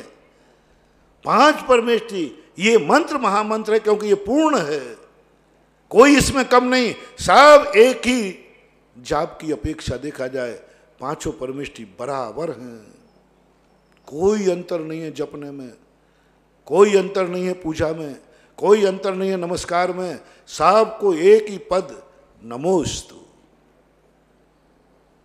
जहां पांच पद हों और नमोस्तु एक सा हो, नीचे के पदों में नमोस्तु अलग है। आरिका को बदनामी बोलो, छुल्लक को इच्छामी बोलो, भैया को वंदना बोलो, गृहस्थ को जय जयनंद बोलो, अलग अलग हो गए ना तुम। और हमारे पांच परमेष्टियों में अलग अलग नाम बताओ। सिद्ध को क्या करूं, नमोस्तु। अरहंत को क्या करूं, आचार्य को क्या करूं, और लोहे को क्या करूं, साहू को नमो। सबके साथ नमो, नमोस्तु एक ही शब्द है। इसका अर्थ है पांचों परमेष्टि मंगल भी एक समान है, उत्तम भी एक समान है, और पांचों की शरण भी एक समान है। ऐसा मंत्र महामंत्र इसको कहा जाता है, और किसी मंत्रों को महामंत्र नहीं कहा। इससे पावरफुल बीजाक्षर है नमोकार मंत्र से पावरफुल, क्योंकि मैं तो इसका बहुत ध्यान करता रहता हूँ। नमोकार मंत्र कहीं नहीं लगता, कहीं नहीं लगता नमोकार मंत्र, इतने पावरफुल बीजाक्षर हैं, लेकिन वो मंगल नहीं है, लेकिन वो शरणभूत नहीं है। ताकत है, ताकत होना अलग चीज है और मंगल रूप होना अलग चीज। जैसे मैंने कहा था ना, गुणों से भरा है लेकिन काना है, तो मंगल रूप नहीं है, गुण है, मंगल रूप नहीं है वो। ऐसे इससे बड़े बड़े बीजाक्षर हैं। नमोकार मंत्र से भी कई गुना। नमोकार मंत्र आज तक किसी को केवल ज्ञान प्राप्त नहीं करा सकता, ये शक्ति नहीं है उसमें, लेकिन बीजाक्षरों में शक्ति है। व्यंजन से व्यंजनांतर कहा है, परमेष्टि से परमाष्टर नहीं कहा। नमोकार मंत्र छठे गुण स्थान सप्तम गुण स्थान से ऊपर इसकी गति नहीं है। सप्तम गुण स्थान से ऊपर जाकर के कोई भी नमोकार मंत्र का ध्यान नहीं करता, कोई भी जाप नहीं करता, क्योंकि इसको जाप ध्यान करने से शुभोपयोग बनता है और शुभोपयोग सप्तम से ऊपर जाता नहीं है। मैंने इसका चिंतन किया, जब नमोकार मंत्र महामंत्र है तो फिर इस महामंत्र को जपते मोक्ष क्यों नहीं, केवल ज्ञान क्यों नहीं, श्रेणी में क्यों नहीं कहा कि नमोकार मंत्र का जाप करो? नहीं कहा। क्यों? ये महाशक्तिशाली नहीं है, इससे बड़े शक्तिशाली बीजाक्षर है, व्यंजन है। नमोकार मंत्र से भी ज्यादा शक्तिशाली का ख ग ग ञ ये व्यंजन है। आ ई उ ये व्यंजन स्वर हैं, ये शक्तिवान है, ये शुक्ल ध्यान में भी ध्यान योग्य है।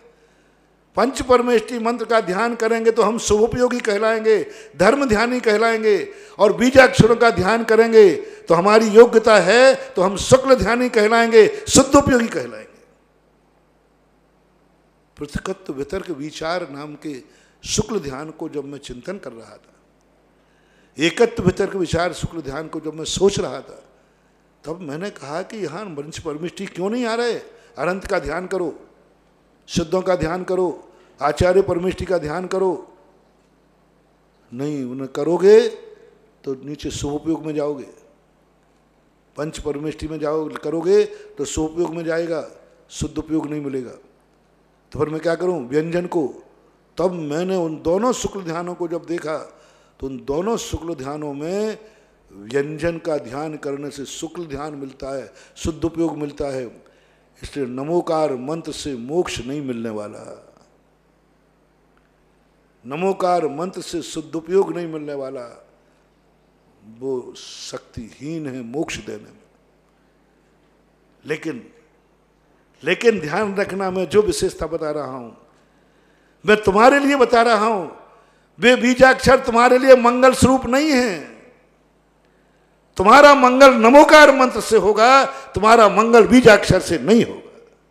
तुम्हें मंगल चाहिए, सगुन चाहिए, उस व्यक्ति के अंदर गुण है, उससे नहीं होगा। तुम यात्रा को जा रहे हैं, पूरा गुणवान है लेकिन काना है, तो आपके मन में क्या आएगा? गुणवान के दर्शन हुए कि काने के दर्शन हुए? झूठ मत बोलना, बोल दो ना। अब गुण है तो तुम कहो महाराज जी नमस्तु, अरे भैया बहुत गुणवान हो, और महाराज वो ठीक है लेकिन मेरा तो। इसलिए संसार की दृष्टि बता रहा हूं, आप सबके लिए, गृहस्थों के लिए विशेष रूप से, तुम्हें मंगल चाहिए, तुम्हें मोक्ष नहीं चाहिए, तुम्हें सगुन चाहिए, तुम्हें मोक्ष नहीं चाहिए, तुम्हें शुद्ध उपयोग होगा ही नहीं, तुम तो सदा शुभ उपयोगी हो। इसलिए गृहस्थों को कहा संसार में सबसे ज्यादा मांगलिक कोई मंत्र है तो नमोकार मंत्र, क्योंकि ये मंगल से भरा है। मोक्ष देने की ताकत नहीं है लेकिन मंगल से भरा है। इतना मंगल से भरे पांचों परमेष्टि, अरहंत मंगलम, बीजाक्षर मंगलम नहीं, ह्रीम मंगलम नहीं, ओम मंगलम नहीं, श्रीम मंगल नहीं, छूम मंगल नहीं, किसी शास्त्र में इनको मंगल नहीं लिखा, लेकिन क्या लिखा? अरहंत सिद्ध मंगलम, शाहू मंगलम, केवली परिणत धम्मो मंगलम। सांसारिक दृष्टि से उत्तम कौन है? ये चारों उत्तम है। किनकी शरण में जाऊं? इनकी में मंत्रों की शरण में नहीं जाया जाता, उनको तो ध्यान का विषय बनाया जाता है। लेकिन मैं तो असुरक्षित हूं, मुझे तो शरण चाहिए। मेरी दशा तो विभीषण जैसी है, मंत्र से काम नहीं चलेगा, बीजाक्षर से काम नहीं चलेगा। बीजाक्षर उसकी जिंदगी में काम आते हैं जो स्वयं अपने आप में पूर्ण होता है। उसे किसी की शरण नहीं चाहिए, किसी की शरण की जरूरत नहीं, वो खुद अपने आप में सक्षम है।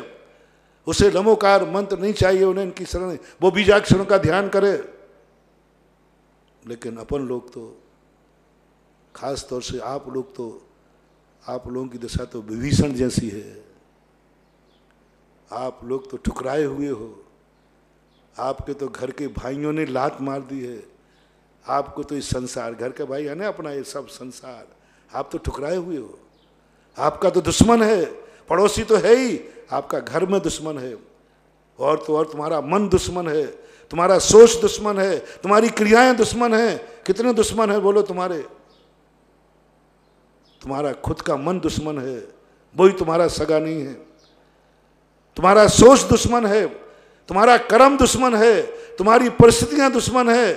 तुम अपने आप से खुद कितने परेशान हो बोलो, है कि नहीं? हम भी ले लेना, कोई बात नहीं, अपन सब है।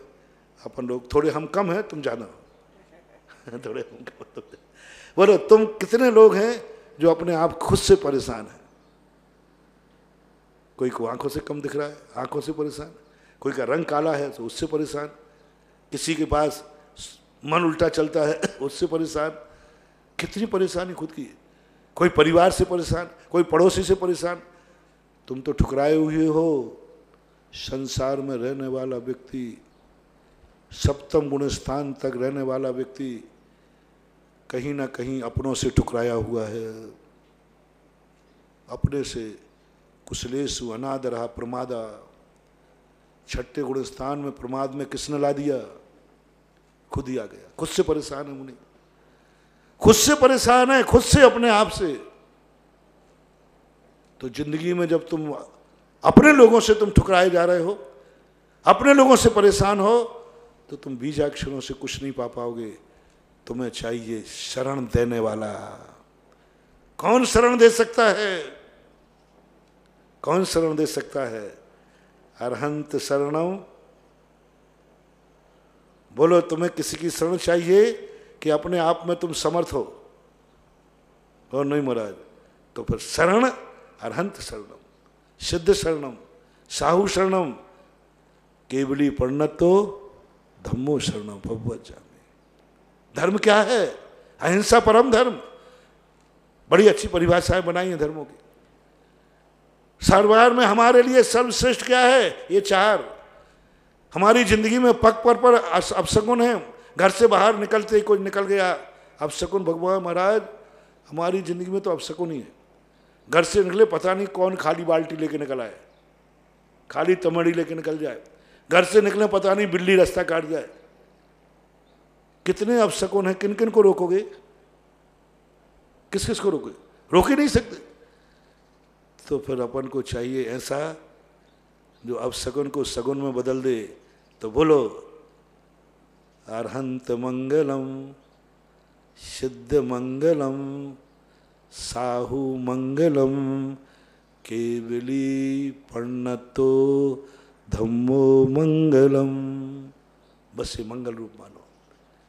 इसलिए मैं मंगल का रूप कह रहा हूं कि मंगल वो है जिसका सब एक रूप हो जाए, बड़े और छोटे में नाम एक रूप से पुकारा जाए। पंच परमेष्टि, ये स्थिति। इसलिए मैं आज उस प्रसंग को कह रहा हूं कि तुम मूर्तियों के संबंध में मैंने आज तुम्हें एक अलौकिक निधि दी, अलौकिक संपत्ति दी। यदि मंगल तुम्हारी जिंदगी में कभी अमंगल की संभावना है तो तुम चांद खेड़ी के आदिनाथ भगवान के मुखड़े को ध्यान रखना। आज अमंगल होने वाला है, आज कोई अमंगल की संभावना है, या कई कार्य करते समय हे भगवान मैं यात्रा में जा रहा हूँ, कोई अमंगल ना हो जाए, अमंगल ना हो जाए। तो एक जोश समय आते हैं कि फलानी तारीख में फलाने दिन में दूसरासुर में जाना पड़े तो कोई कहते हैं दही खा के चले जाना, पान खा के चले जाना, कोई कहते हैं कि उड़द खा के चले जाना, ऐसा लिखा है। और मैं कहता हूँ कि जब तुम किसी यात्रा पर जाओ, कहीं तुम्हें मंगल करना हो, तो चांदखेड़ी के आदिनाथ के मुखड़े को याद करके जाओ। जाओ, सारे मंगल अमंगल, सारे दिशाशूल समाप्त हो जाएंगे, क्योंकि आदिनाथ भगवान के सौंदर्य में वो मंगलपना भरा हुआ है, शगुन है देखने में। और ऐसा ही आपको गुरु में। हमारे पूज्य आचार्य श्री को लोग क्यों शुभ मानते हैं? वहां कुछ नहीं मिलता, कुछ नहीं मिलता, कुछ नहीं मिलता, फिर भी लोग दर्शन को करते हैं। मैंने इस पर सोचा, चांदखेड़ी के बाद मैंने सोचा, मैंने कि ये सारे जो भगत है सब पागल हैं क्या? आचार्य के बाद कुछ देखना नहीं, पालना, कुछ बोलना नहीं। तब मुझे ध्यान आया, मैंने संसार के सभी साधुओं में यदि मंगल स्वरूप चेहरा है किसी का, तो पूज्य गुरुदेव आचार्य विद्यासागर महाराज का, क्योंकि वो बहुत सुंदर है, बहुत स्मार्ट है। बुढ़ापे में भी दांत भी गिर गए हैं, फिर भी देखो पूज्यवर के क्या चेहरा। फोटो देखो, एक फोटो देखा मैंने, दांत बात कुछ नहीं है वो, लेकिन क्या चंद्रमा सा चमक रहा है, गाल बिल्कुल फूले। हाँ, दांत टूटने के बाद गाल अंदर, आप बिल्कुल बड़ा, एक भी दांत नहीं उनके मुख में, अभी शायद नहीं है। और एक फोटो ऐसी उतरी, बिल्कुल चंद्रमा, पूनम का चंद्रमा लग रहा है। मैंने कहा वाह रे वाह गुरुदेव, आज पकड़ में आए कि आप कुछ दो या नहीं दो, आपका दर्शन ही मंगल है, दर्शन ही मंगल है, शगुन है ये। क्योंकि वे सौंदर्य की मूर्ति है, सौंदर्य का प्रतीक है। और वो सौंदर्य किसी विश्व सुंदरी के पास नहीं है, वो सौंदर्य किसी पिक्चर दुनिया में नहीं तो लोग शाम को प्रश्न आएगा, तो महाराज पर सौंदर्य के लिए कहा, तो हम तो सब लोग हेमा मालिनी के आदि के दर्शन करेंगे, इनके करेंगे नहीं भैया नहीं। हम कह रहे हैं गुणों के साथ के सौंदर्य की बात कर रहा हूं, गुणों के साथ। कोई स्मार्ट मूर्ति बना लो, सौंदर्य उसकी नहीं कह रहा हूं, प्रतिष्ठा भगवान की हो और भगवान की मूर्ति में सौंदर्य है, उसकी बात कह रहा हूं। प्रतिष्ठित में मुनि हो, 28 मूल गुण हो, 36 मूल गुण हो, और उसका चेहरा सौंदर्य हो, वो बात कर रहा हूं मैं। गुण रहित सौंदर्य नहीं, गुण सहित सौंदर्य को सोने में सुहागा कर रहा हूं, कीचड़ में सुहागा नहीं, कीचड़ में सुहागा नहीं, सोने में सुहागा। पहले सोना तो होना चाहिए, फिर सुहागा डाल रहा हूं। यानी गुणों से संपन्न है, उसके बाद ये गुण और है, तो इसको मैं सगुण बता रहा हूं। इसलिए देखो अपने भगवान को पूर्णता, देखो गुरु को, देखो नमोकार मंत्र को, पूर्ण है। और पूर्ण का अर्थ होता है शून्य, पूर्ण का अर्थ, असीम का अर्थ आकाश, आकाश का अर्थ शून्य, आकाश का अर्थ शून्य, भगवान का अर्थ शून्य, गुरु का अर्थ शून्य, जो मंत्र का अर्थ शून्य, शून्य। अब शून्य जिसके पास है, जो मैं प्रवचन दे रहा था, तुम उसके मांगने जाओगे तो क्या मिलेगा? शून्य, शून्य, शून्य। रहस्यमयी प्रवचन की धारा है शून्य, और तुम्हारे पास भी शून्य है। तुम्हारा शून्य कैसा होगा? शून्य। पानी गए न उबरे मोती मानस शून्य। शून्य के अनेक अर्थ हैं। शून्य का अर्थ असीम भी होता है, शून्य का अर्थ जीरो, कुछ नहीं, कुछ नहीं। एक शून्य वो है जिसके पास सब कुछ है, और एक शून्य वो है जिसके पास कुछ नहीं है। भगवान वो है, गुरु वो है, जिनवाणी वो है जिसके पास बड़ा वाला शून्य है, आकाश वाला। और तुम वो हो जो कुछ भी नहीं है। अब शून्य से भगवान एक शून्य देगा तुम्हें, तो कितने शून्य हो जाएंगे? 2। तीसरा शून्य देगा तो कितने हो जाएंगे? 3। कितने शून्य दिलवा दूं? जितने का उतने दिलवाऊंगा। कितने शून्य दिलवाऊं, जल्दी बोलते जाओ। 1,00,000, 1,00,000 शून्य, तो भी टोटल क्या आएगा? शून्य। इसलिए मैंने प्रवचन के प्रारंभ में कहा था, कभी भगवान के पास, गुरु के पास शून्य बन के मत जाना, एक संख्या लेके जाना। है नहीं शब्द नहीं, ये शब्द मत बोलना कि मेरे पास कुछ भी नहीं है, मेरे पास कोई अच्छाई नहीं है, मेरे पास कोई गुण नहीं है। जीरो होके मत जाना, तुम्हारा कोई लाभ नहीं होगा। इसलिए हमारा प्रसंग चल रहा ना, गुरु के पास पहले 2 लब्धियां लेके जाना, 2 अंक लेके जाना। गुरु से कुछ पाना है तो पहले जिनवाणी ने कहा, पूज्यवर नेमी चंद महाराज ने लब्धि सार में 2 नंबर लेके जाना, 6 उपसम लब्धि और विशुद्धि लब्धि। ये स्वयं की कमाई है, ये स्वयं की अच्छाई है, ये स्वयं की महानता है, ये स्वयं उत्पन्न किया है। स्वयं की कमाई कितनी है ये बताओ पहले। तो 2 अंक ले लेते हैं, तीसरे अंक पर गुरु कहते हैं, हमने तो 1 अंक पे ही कह दिया। अभी अपना 1 अंक चल रहा है ना, हमने कहा था ना कि बुराइयों की लिस्ट बनाना है, उसी की भूमिका चल रही है। तैयारी रखना, मैं किसी भी दिन पेपर वापस ले सकता हूँ। हाँ, लिख के रखना अपनी, 2 दिन पहले कहा था बुराइयों का कभी भी ले सकता हूँ।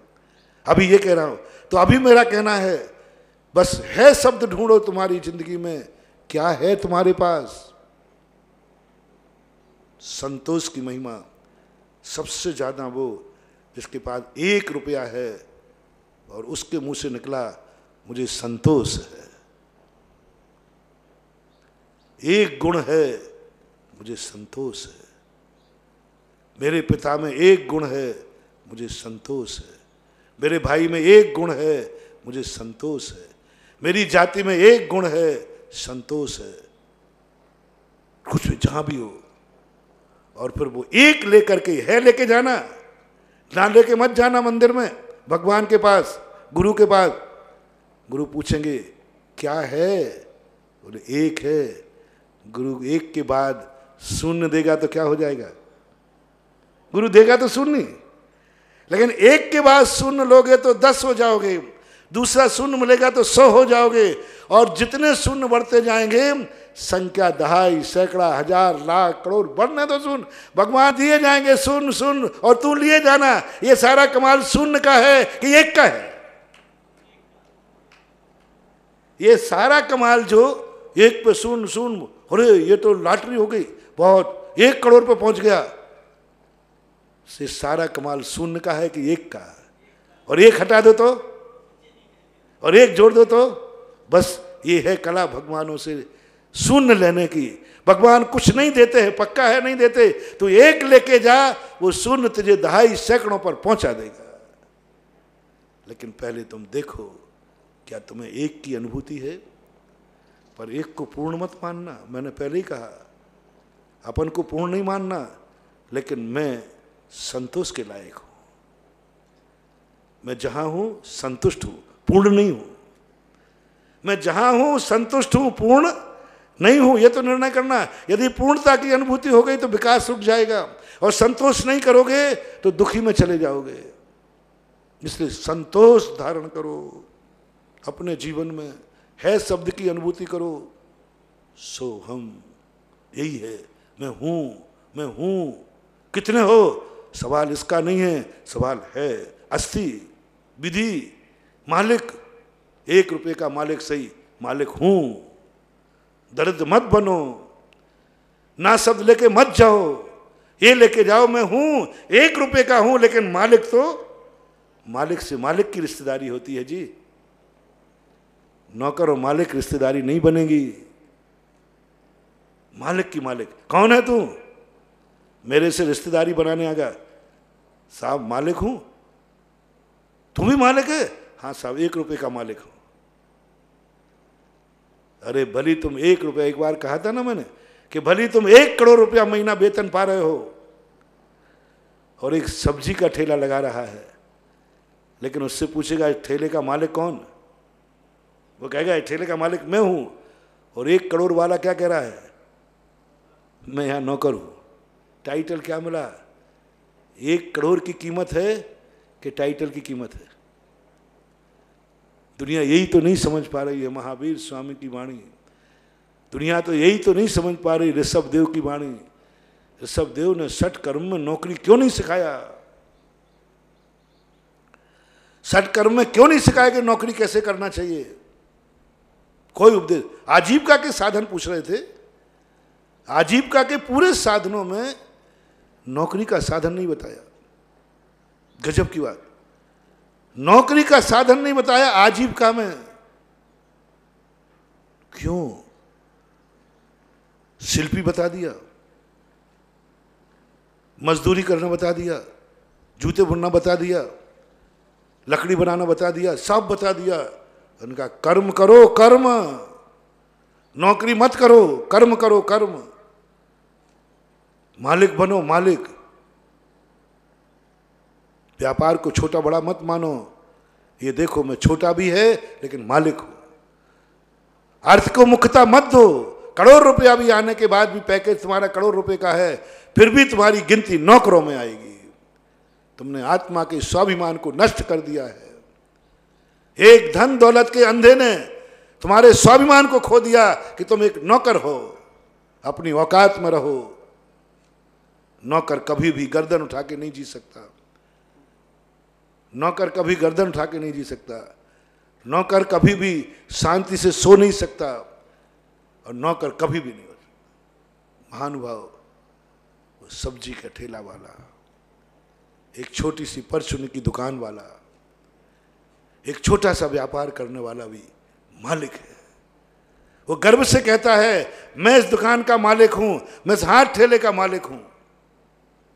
ऋषभ देव का यही कहना था कि मेरा भक्त कभी नौकर नहीं, कितना भी गरीब हो लेकिन मालिक बन के जिए, मालिक के यहां जन्मे, मालिक बन के जिए और मालिक बनते हुए मरे, पर उस मालिक के साथ मेरा संबंध हो जाएगा।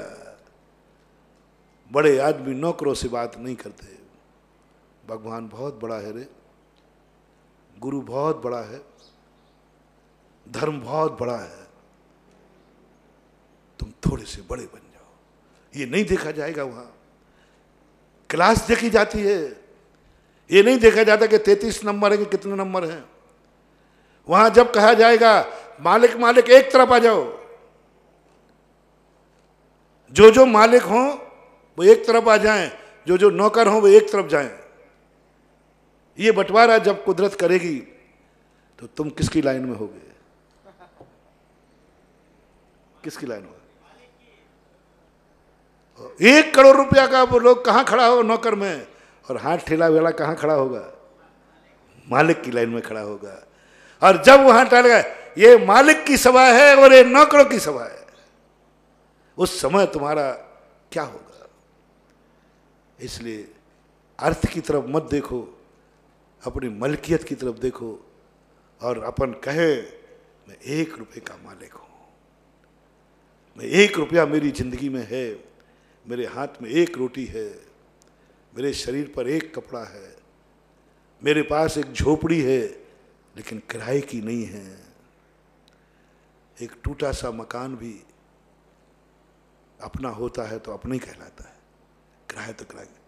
ऐसी परिणति जब जिसके अंदर आ जाती है तब कहीं जाकर के वो अपना प्रसंग जो चल रहा है कि हम समझें उस शक्ति को, जिस शक्ति से हमें सब कुछ मिलने वाला है। लेकिन कब मिलेगा वो शक्ति से? जब हमारे पास कुछ होगा तब ना, जब होगा हमारे पास तब ना। और वो जब वो तब ना हो यदि है तो आपको एक ना एक दिन पूर्णता का दर्शन जरूर होगा। लेकिन एक के बाद शून्य की चमत्कार तुम्हें समझ में आएगा, शून्य का चमत्कार क्या है। लेकिन जब तुम्हारे पास 1 होगा तो शून्य का चमत्कार है, और यदि 1 नहीं है तो तुम यही कहोगे महाराज आप शून्य के चमत्कार बोलते थे, शून्य में कोई चमत्कार नहीं है। आगे अपन फिर और चर्चा देखेंगे। महावीर भगवान है की। परम पूज्य निर्यापक श्रमण मुनि पुंगव श्री सुधासागर जी महाराज की जय। समस्त मुनि